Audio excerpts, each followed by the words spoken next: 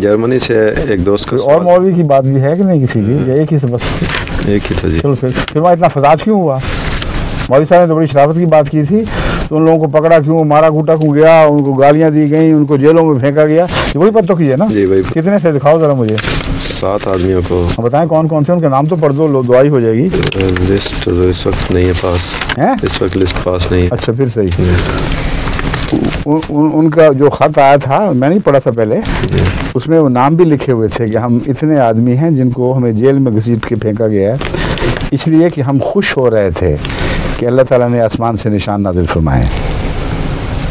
اس خوشی کے جرم میں ہمیں سخت اذیتیں دی گئیں اور گھسیٹ گھساٹ کے جیلوں میں پھینکا گیا، اور جلوس نکلے اور کہا کہ ان کو منہدم، گھروں کو منہدم کر دو، ان کو برباد کر دو وغیرہ وغیرہ.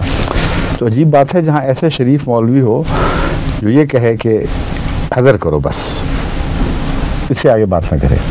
وہ کون تھا جو شرارت پھیلا رہا تھا؟ اور بھی ہوں گے.